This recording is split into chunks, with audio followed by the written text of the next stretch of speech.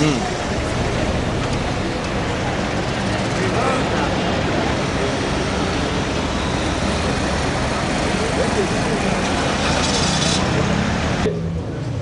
nous sommes retrouvés sur instruction de la direction stratégique de l'opposition pour examiner les calendriers électoraux présentés par la CENI le 12 février 2015.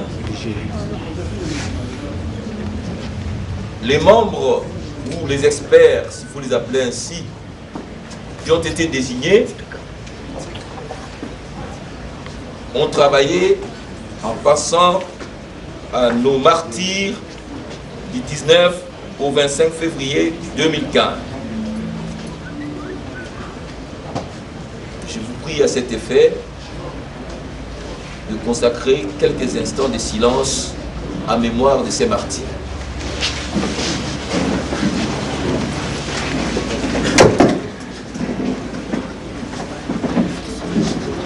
Merci. Vous vous souviendrez donc que le vendredi 27 2015,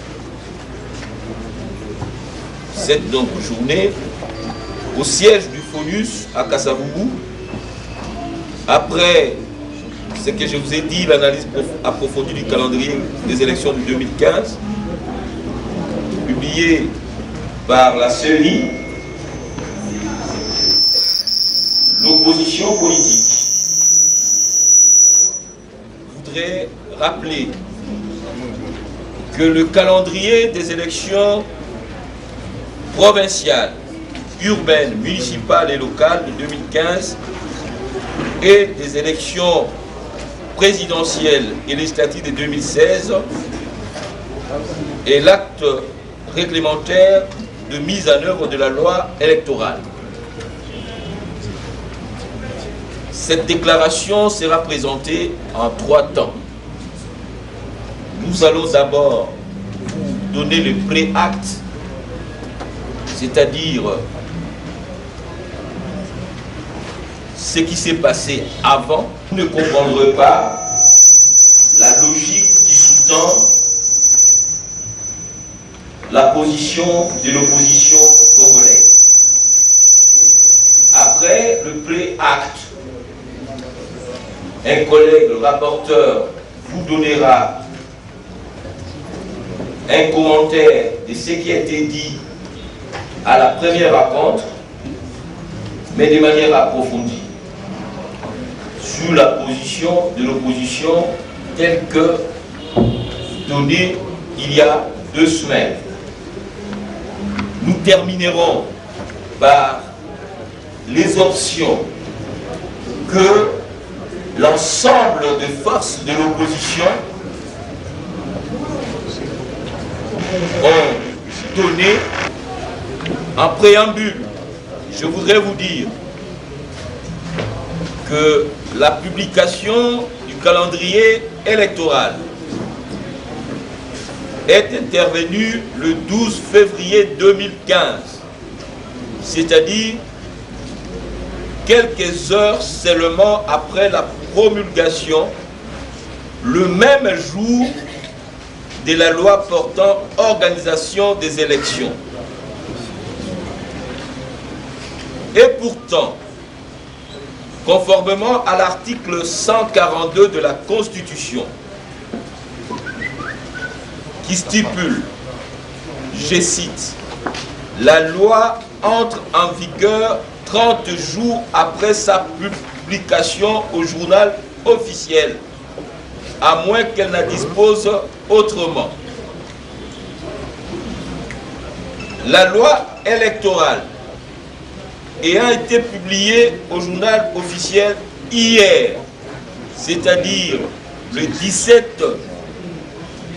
le 26 février 2015, même si elle date du 17 février 2015, la première question que nous nous sommes posée est celle de savoir sous l'empire de quelle loi ce calendrier a été publié. On peut donc constater in limine litis, que la CENI a pris des distances avec le prescrit de la Constitution. En effet, le respect strict de la Constitution aurait commandé que la CENI ait attendu son opposabilité à tous, c'est-à-dire la publication au journal officiel de la loi électorale, avant d'élaborer son calendrier et de le publier. Voilà donc la première entorse à la Constitution, qui doit être le socle de mécanisme de gestion de notre État. En ce qui concerne ces calendriers, l'on se souviendra qu'après ce qui a été appelé le chaos électoral de novembre 2011, l'Assemblée nationale avait demandé la surséance du processus électoral judiciaire en attendant la requalification de la CENI, requalification qui est intervenue le 19 avril 2013. Il était donc question de mettre une nouvelle administration électorale et d'enclencher un nouveau cycle électoral. Après 6 mois d'évaluation, la CENI va dans un document du 30 janvier 2014 intitulé « La RDC, 2 ans après les élections. État des lieux et perspectives ». Document que la CENI considère comme sa feuille de route pour la poursuite des processus électoraux en République démocratique du Congo. Elle va nous proposer 2 hypothèses. La première hypothèse consistait à organiser les élections municipales et locales au suffrage direct en 2015. Ensuite, organiser des élections au suffrage indirect des députés provinciaux, de gouverneurs, de sénateurs, de chefs de secteur, des bourgmestres, des conseillers de communes et des chefferies et des secteurs, toujours en 2015, mais au suffrage indirect, comme je l'ai dit. En 2016, devaient alors intervenir les élections des députés et du président de la République. La deuxième hypothèse, la CENI proposait l'organisation des élections municipales et locales au suffrage universel direct en 2015. Les élections au suffrage universel indirect des conseillers urbains, de chefs de secteur et des bourgmestres par les conseillers de communes, des chefferies et des secteurs en 2015. Des élections au suffrage universel direct des députés provinciaux, des députés nationaux et du président de la République en 2016. La CENI proposait les élections au suffrage universel indirect des sénateurs et des gouverneurs et des vice-gouverneurs en 2017. En réalité, le choix de la CENI était déjà fait. La première hypothèse était en fait une décision de cet organe qui était en ligne directe de la position du chef de l'État et du gouvernement. Il s'agissait donc d'organiser des élections au suffrage universel, mais indirect. Cette démarche spécieuse de la CENI sera contestée aussi bien au plan interne qu'international, car elle provoquait des opérations qui exigeaient la révision de certaines dispositions constitutionnelles verrouillées par l'article 220, notamment les articles 197. Il faut aussi rappeler que l'Assemblée nationale ne s'est prononcée sur aucune de ces deux hypothèses. Aussi, le manœuvre de la CENI comportait des ambiguïtés, notamment sur l'organisation d'un référendum évoqué par l'abbé Malumalu à Bruxelles en janvier 2014, ou encore d'un recensement qu'il tirait de toutes pièces d'une disposition de la loi organique du 19 avril 2013, manifestement irrélevante, à savoir l'article 9, alinéa 10. Il apparaissait que la CENI était dans un schéma d'entêtement et malgré les appels à la prudence des uns et des autres, la CENI va rendre publique la décision numéro 12/CEN/AP/14 du 26 mai 2014 portant publication du calendrier des élections urbaines, municipales et locales. Ce calendrier sera rejeté par l'opposition et la société civile et même par la communauté internationale qui exigeait un calendrier global et consensuel.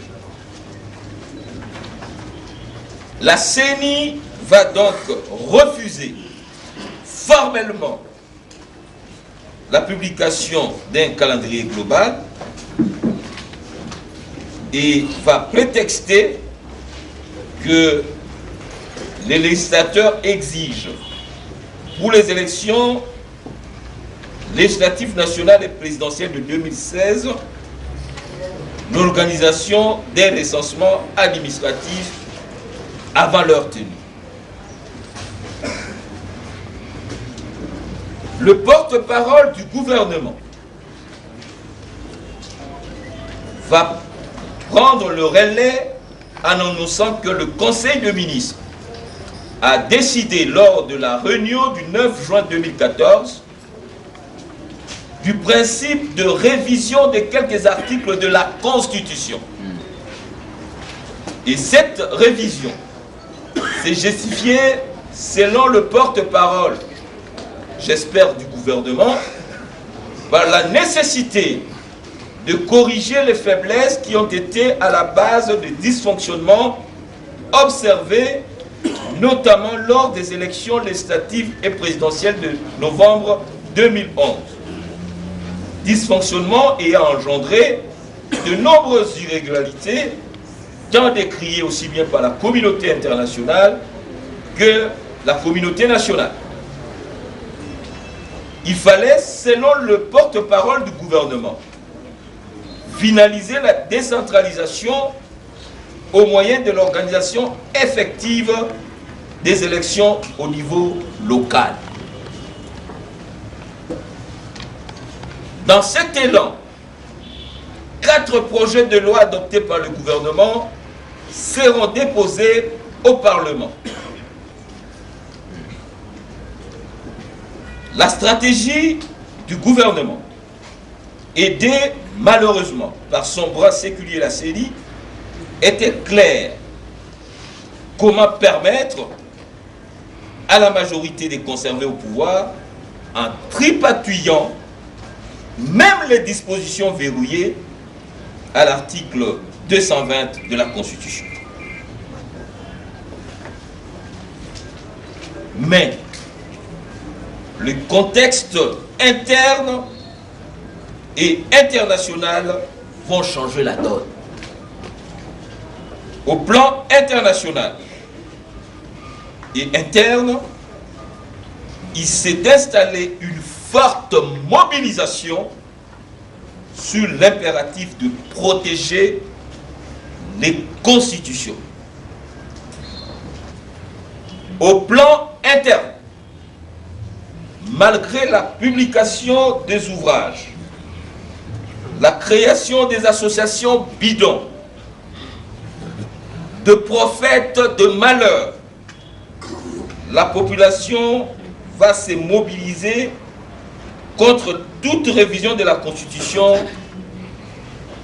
et dans ces concerts, il faut souligner le message adressé aux fidèles par la SENCO et les évêques, affirmant clairement que la modification de l'article 220 constituerait une façon de briser la stabilité et l'équilibre de pouvoir et des institutions. 5 acquis importants ressortent de la publication du calendrier global, à savoir 1. Le calendrier global est la conséquence de la volonté populaire exprimée lors des événements du 19 au 25 janvier 2015 et traduit le refus par le peuple congolais du maintien de M. Kabila au pouvoir au-delà de 2016. 2. L'option de la CENI d'éviter la terminologie et les concepts belligènes expurgés par le Sénat et restaurés par l'Assemblée nationale, même si dans son fond, le calendrier traduit la volonté de tirer les choses en longueur ou carrément de bloquer le processus. 3.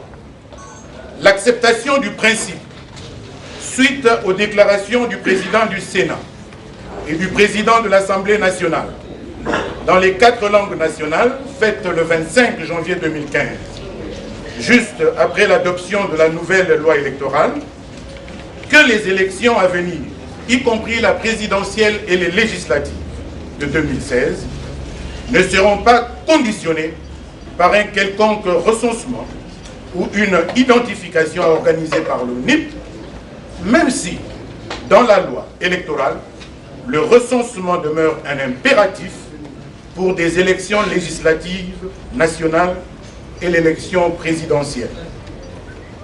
4. La confirmation du principe de l'intangibilité de l'article 220 de la Constitution est aussi un autre acquis. 5. Surtout, la fixation non seulement de la date des élections présidentielles et législatives au 27 novembre 2016, mais aussi l'assurance de la prestation de serment du nouveau président élu le 20 décembre 2016. Toutefois, ce calendrier présente des faiblesses et pose des difficultés multiples. Le calendrier est non consensuel. Il est vrai que la CENI est détentrice du pouvoir légal d'élaborer et de publier le calendrier électoral. Seulement, pour l'opposition politique et les organisations de la société civile, le consensus recherché autour du calendrier électoral est consubstantiel à la démocratie en ce qu'il nous permettra, dans une démarche participative de toutes les parties prenantes, de nous mettre d'accord sur les règles du jeu. Autrement, nous créons nous-mêmes en amont les conditions de contestation des résultats, et si tel est le cas, il faut dès à présent désespérer des élections apaisées en République démocratique du Congo. Sauf si la CENI projette à dessein un désordre généralisé qui profitera à une des parties au détriment de l'intérêt général. Le calendrier est irréaliste. L'irréalisme de ce calendrier procède des incertitudes liées au nombre élevé des contraintes externes listées par la CENI, et le calendrier n'offre pas des garanties suffisantes que les institutions concernées par ces contraintes les rencontreront à bonne date. En fait, la démarche de la CENI renferme l'objectif de faire constater, le moment venu, à l'ensemble des partenaires, de l'impossibilité d'organiser ces élections dans les délais. Un projet funeste de fait accompli, inacceptable.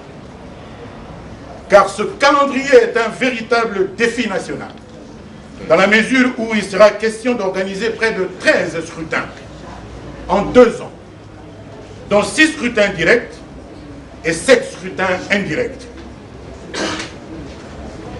Il faut mentionner aussi les contraintes administratives. En effet, il faudra compter avec plus ou moins 1500 circonscriptions électorales, faites des entités territoriales décentralisées, et en faisant une multiplication de ces entités par rapport à ceux de 2011, nous aurons plus ou moins 220 000 candidats. Notamment l'enrôlement des électeurs, la production des textes et lois en rapport avec ces élections, les moyens financiers et logistiques à déployer, les impératifs du temps qui nous reste pour organiser les élections importantes de 2016 dans les délais constitutionnels, et mus par le souci de protéger effectivement notre jeune démocratie. L'opposition politique ainsi que les organisations de la société civile recommandent que ces élections soient carrément renvoyées après 2016 pour une programmation rationnelle par les animateurs élus des institutions issues des élections de 2016.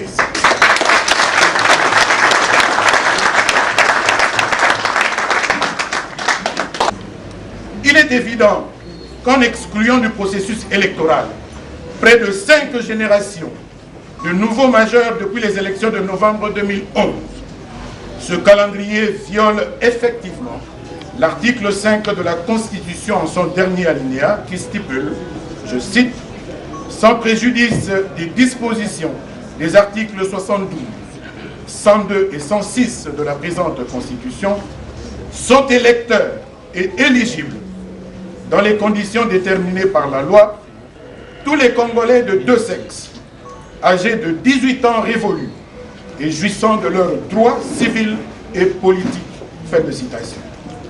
Deuxième entorse à la Constitution de la République. Aussi, en refermant les germes de glissement, ce calendrier est tout autant inconstitutionnel. Troisième entorse à la Constitution. Mais ce calendrier est dangereux. Tenez, une élection est composée d'une série de blocs de construction intégrés et toutes les parties du système sont en interaction et s'influencent mutuellement. Les parties prenantes et les différentes phases n'étant pas isolées, cette interdépendance des procédures, des mécanismes et des acteurs fait que si une activité prévue, par exemple l'enrôlement des électeurs ou le déploiement des matériels, connaît des ratés ou ne se fait pas au moment prévu, cet événement va inéluctablement influer sur les autres éléments du tout, notamment sur les acteurs, les finances, la disponibilité des appuis logistiques, les coûts, les transports, la formation, la sécurité, bref, sur l'élection elle-même. En analysant ce calendrier en profondeur, il se dégage une volonté manifeste de créer un nouveau chaos électoral et de fragmenter le pays. La volonté de statocide se révèle dans l'approche du gouvernement de démanteler les entités déconcentrées. Le ministère de l'Intérieur a déjà interdit aux commissaires de district, aux chefs des cités et de postes de travailler, de coupler dans la précipitation les scrutins locaux et d'installer en même temps les nouvelles provinces après 9 ans de léthargie intentionnelle. Le calendrier est mensonger et aléatoire. Le mensonge apparaît lorsque la CNI parle notamment de la constitution du fichier d'état civil des Congolais de l'étranger que le gouvernement doit réaliser en un jour, soit le 2 mai 2015. À n'en point douter, la démarche consiste à appâter et à tromper la diaspora congolaise. Il est aléatoire parce que le budget reste tributaire d'un plan de décaissement inexistant. Un budget qui est passé de 750 millions 212 788 $ américains en janvier 2014 à 1,145 milliard $ non ventilés et manifestement non exhaustifs. Car il faut prendre en compte près de 500 millions supplémentaires pour l'enrôlement des électeurs. Crédible, transparente, démocratique et dans les délais constitutionnels pour l'opposition politique et les organisations de la société civile, la réponse est non. Le calendrier publié par la CENI semble être une opération cosmétique qui apparaît comme un bluff dangereux, destiné à énerver le peuple congolais et à nous conduire vers un autre chaos électoral, à des conflits beaucoup plus profonds et potentiellement au démembrement de notre pays. Le chronogramme de la CENI est fait contre le temps et pose des sérieux problèmes sur les plans juridiques, opérationnels, financiers, logistiques et sécuritaires, tout en bousculant la Constitution de la République, notre socle démocratique, notre existence. L'opposition politique et les organisations de la société civile observent que le calendrier global a été publié par la CENI en faisant fi à leurs appels répétés à un consensus autour de ce calendrier en vue de relancer le processus électoral dans un climat apaisé. De vider l'orthodoxie démocratique fixée dans la Constitution de tout son sang et lui transfuser celui d'une démocratie dite consensuelle à l'occasion des concertations dites nationales. 3. De procéder à l'élection des députés provinciaux au suffrage indirect. 4. De conditionner le processus électoral au recensement à travers une loi électorale de la mort en vue d'obtenir un glissement au-delà du terme constitutionnel. L'opposition congolaise ainsi que les organisations de la société civile ne pouvaient pas s'attendre à une œuvre rationnelle et impartiale de la part d'une CENI qualifiée depuis toujours de bras séculier d'un régime aux abois, déterminé néanmoins à défier le peuple congolais. Car la génétique de son président, l'abbé Malou Malou, résulte d'un inceste. Il n'a jamais été désigné. 10. La génétique de son président, l'abbé Malou Malou, résulte d'un inceste. Il n'a jamais été désigné par l'Église catholique. La même Église catholique.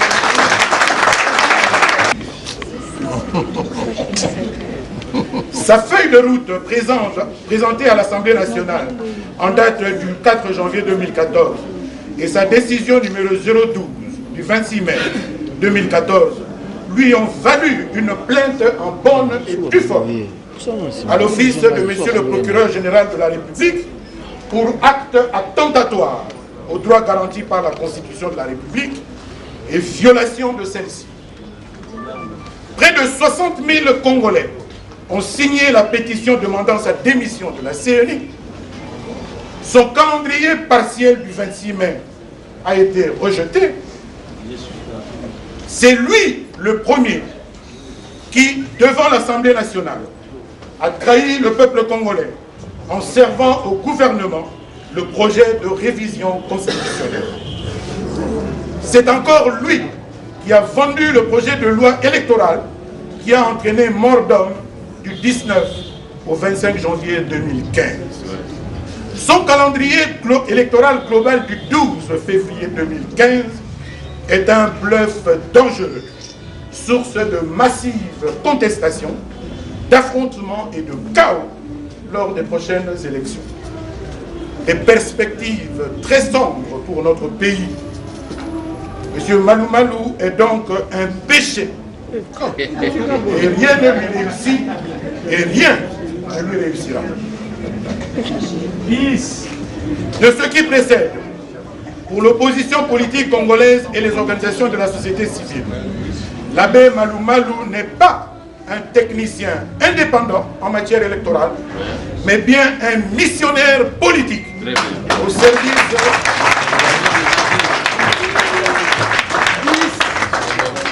service de la mouvance kabiliste et en soutien à une logique autoritaire visant l'insécurité généralisée dans notre pays. Très bien.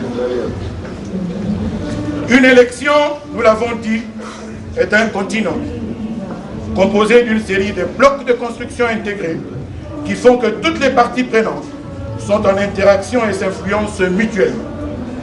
Les parties prenantes et les différentes phases ne sont pas isolées et cette interdépendance des procédures, des mécanismes, des acteurs fait que si une opération, par exemple, l'enregistrement des électeurs ne marche pas, cet événement influe négativement sur les autres éléments du tout, y compris sur les hommes et sur les finances, sur la disponibilité des appuis logistiques, les coûts, les transports, la formation, la sécurité à la fin, sur la crédibilité de tout le processus lui-même.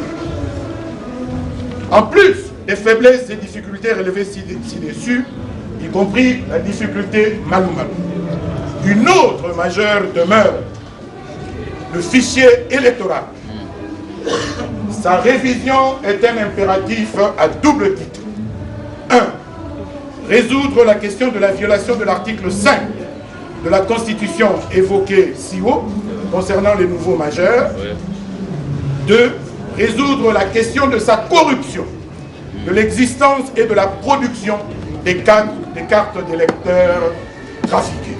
Et regroupements politiques de l'opposition, ainsi que les organisations de la société civile et de la diaspora, donnons notre position suivante. 1.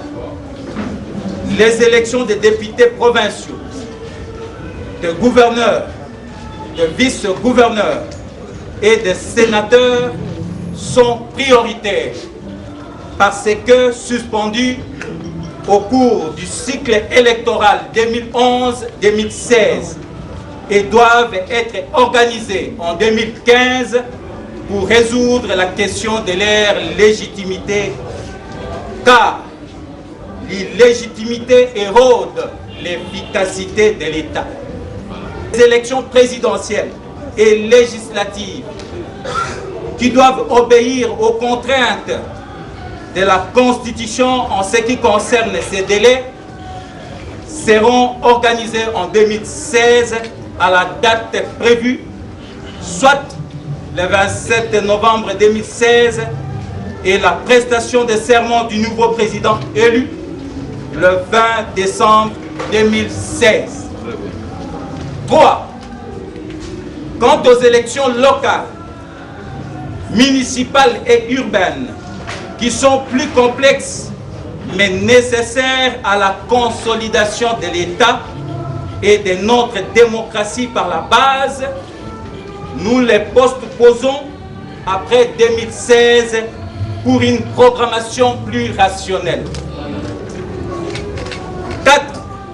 Dans cet élan, les partis politiques et regroupements politiques de l'opposition, ainsi que les organisations de la société civile et de la diaspora, ont élaboré un projet de calendrier global, réalisable et cohérent comme support à cette déclaration et qui sera proposé lors des échanges formels que nous exigeons en vue d'un consensus pour l'organisation des prochaines élections dans un climat apaisé et dans les délais constitutionnels. 5.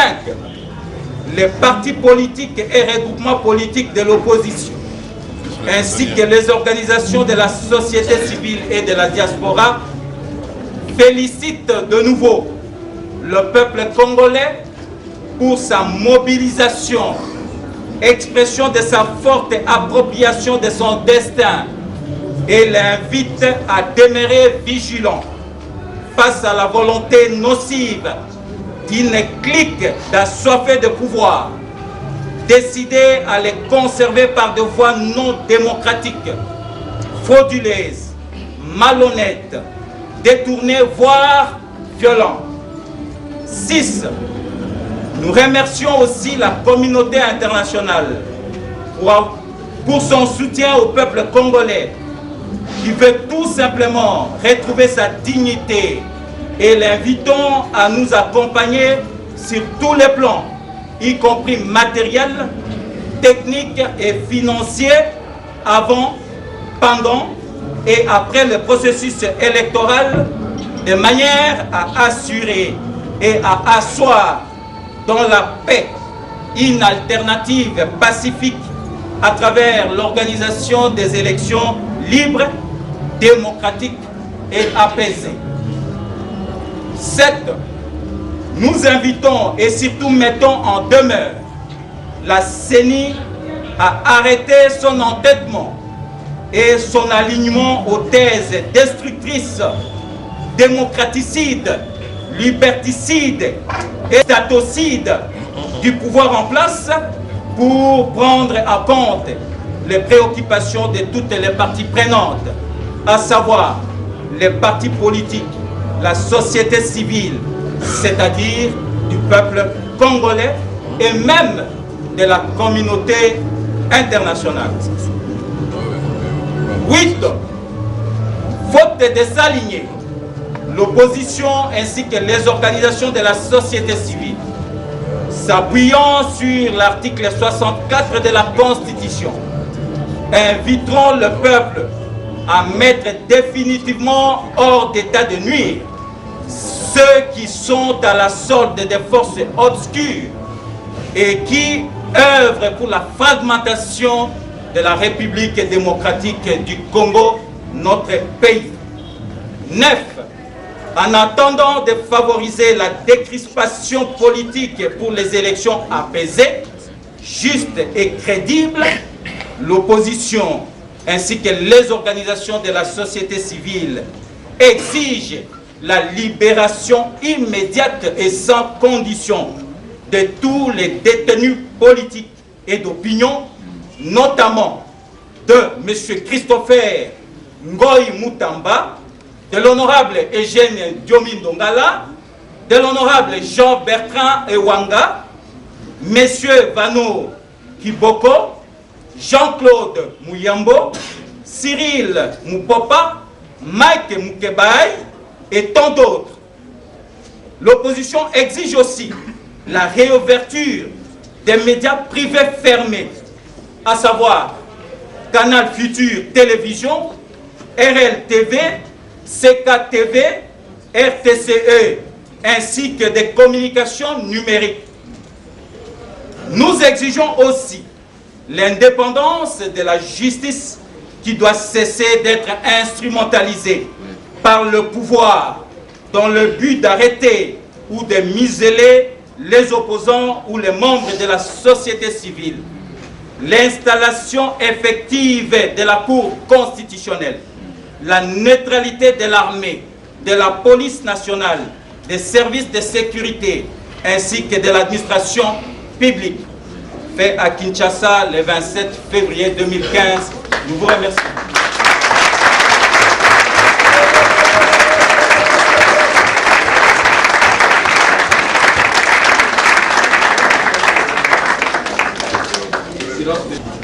Nous voulons informer les amis de la presse que, en annexe de cette note technique, la Commission a, sur instruction de la modération, élaboré un chronogramme, un cycle du cycle électoral 2015, 2017, 2018, parce que nous n'avons pas fait seulement une déclaration, mais nous avons une proposition qui sera soumise lors de discussions. Encore une fois, Monsieur le Président de la modération, Monsieur le Président des partis politiques, nous vous remercions pour la confiance que vous nous avez témoignée et nous vous remercions et nous vous mettons à votre disposition. Merci beaucoup.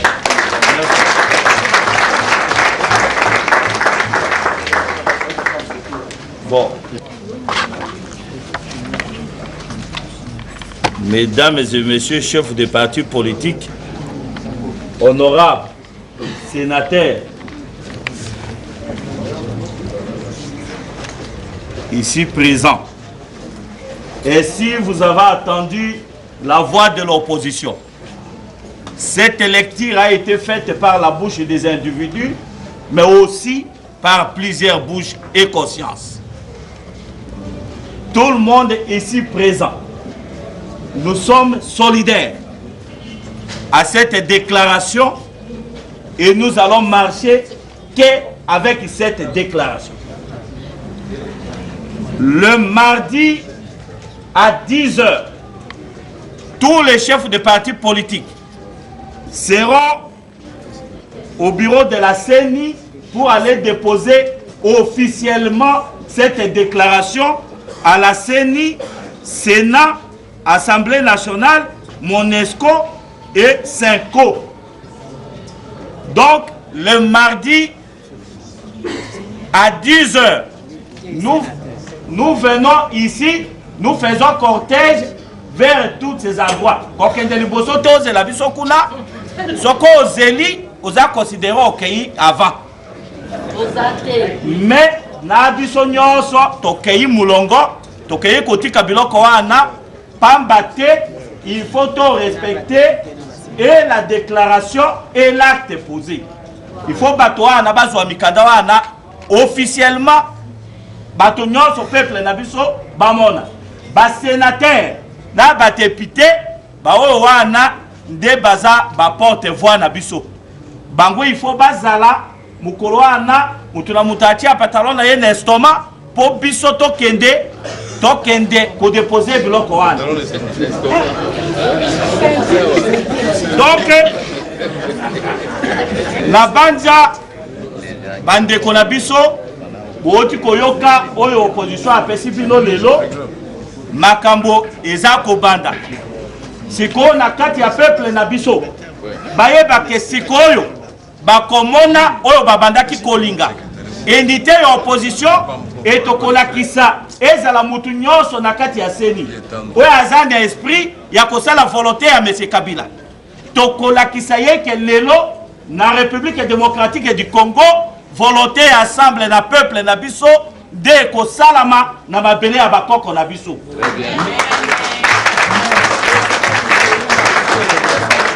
Ba Congolais nyonso baza déterminé pote batala mukolo wana oyo biso nyonso tuko accompagner M. Kabila vers la porte na oyo akokota ya sika. Muto oyo aza na mubangi atia mubangi na frigo. Muto oyo aza na mubangi atia yango na kati ya congélateur po ekangama. Oyo nyonso aza peuple kazali mwana ya mboka oyo. Nous sommes déterminés, ça fait plus de 10 ans Kabila na batuna ye baza komema biso ndenge bango balingi sikoyo tokolakisa bango que le peuple est décidé pour le voir dehors. Ceux qui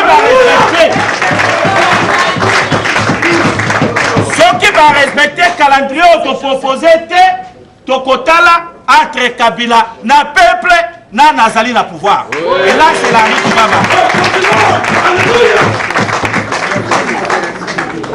Mais ce qui est plus important, c'est la conduite de la biso moko. Awa ndenge tozaboye ezane tutosali deal. Deal na biso ça veut dire tout doit être parmi nous, pas en dehors de nous. Des deals où wana ezaba. Donc ce que tozana mabe na banini qu'on se corrige entre nous. Il ne faut plus toyoka ba murmure awa olingi tete ya muto oyo te c'est impossible parce que même yo osala ozosala politique mozanza mete oyo yo tinda bato na ba muto oyo olingi komona na oyo yo olingi komona. Ça veut dire il faut qu'on se tolère. Poste des alimoko, quelles que soient nos ambitions, donc que des ambitions sur la poste wana te. C'est Dieu qui sait qu'il a déjà choisi. Alléluia. Donc je crois que na nyoso tozo sala awa même de tozo mona makambo ya ba makaro c'est juste pour la sécurité na biso pour to identifier ozana fonction nini ozana nini place nini il faut to tia yo parce que tout celui qui fait politique aime les égards particuliers.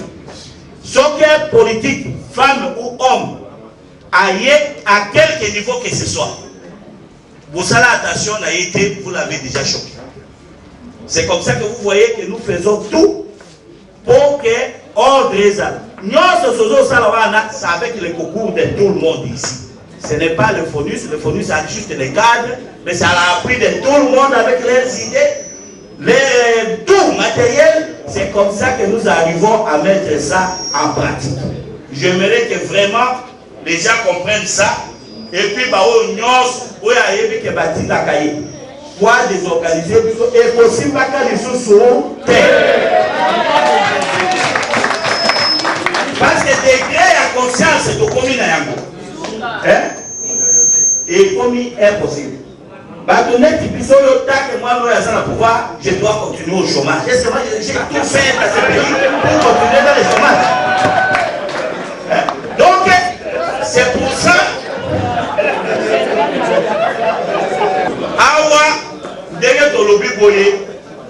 Il faut toujours beaucoup sur un numéro de téléphone.